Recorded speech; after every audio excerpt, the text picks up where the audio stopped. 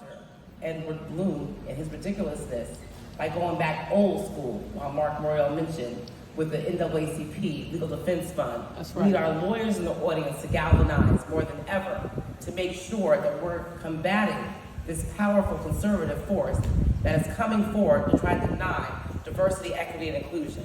So I think that they're just scared, and that's why they're doing all this craziness and trying to tilt the clock backwards, and we're not going to have any of that, are we? No. I work on my time. Thank you for the great.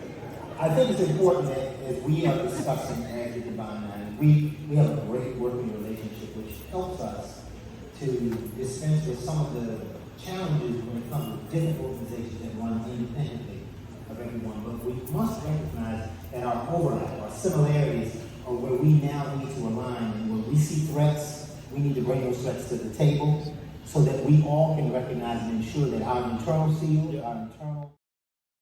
Alpha Kappa Alpha founded the first female Black loan led, created for members only credit union. Starts with investment, safety. We're not only focusing on that, we're focusing on generational wealth, right? Estate planning.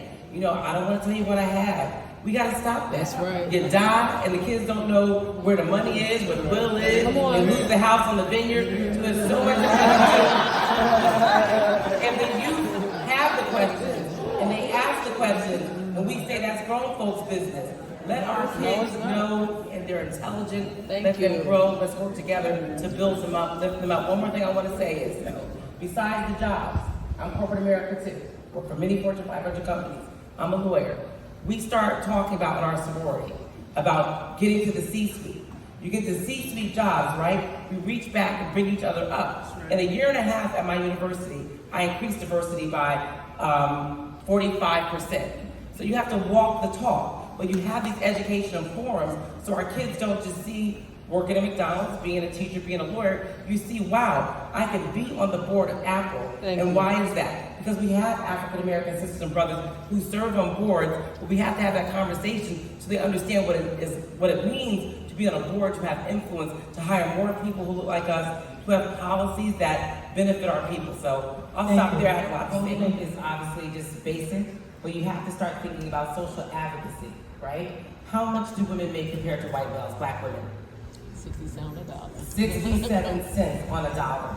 How many African American females run single family households? How many grandmamas are running the households? We have to advocate. So for instance, Alpha Kappa Alpha had a Paycheck Fairness Act. We did a petition, had 11,000 people sign it, but to their point, 200,000 went on the website to learn about it, because we just don't know about these issues. So what kind of burns me up is I see some millennials and Gen Zs out here, and even baby boomers. You can't just go on social media and rant about something. If you haven't called your legislator, and I mean your local legislator, your congressman, your senator, if you haven't written a letter, you are actually doing nothing.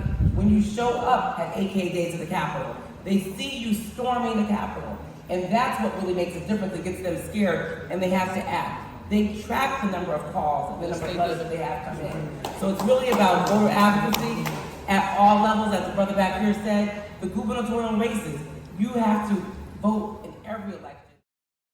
When we talk about that, there's another topic I want to talk about that is, I know you don't want to hear about it because it's depressing, but suicide among African Americans. When did we start doing that? But let us know that Alpha Kappa Alpha is focusing on it because our young Black males, the rates have doubled in the last 10 years. So if you're not in your church and you're talking about mental health, we're trying to destigmatize that. We're making it a part of a normal conversation. We keep talking about education because this data and the stats tell the story. So we're telling you that the rates of the youth from 10 to 17 are doubling. We want you to pay attention. We're telling you now the next rate of suicides that is increasing is African American women. We have to pay attention to this, educate, and say, what does your insurance pay for? Our people don't know about NAMI, right, the mental health institution. They don't know that you can go and find a culturally competent provider that's going to listen to you and understand you and that you can relate to, and go ahead and have some mental health wellness sessions. So it's a multifaceted problem when we talk about health equity, right, mortality, and mental health.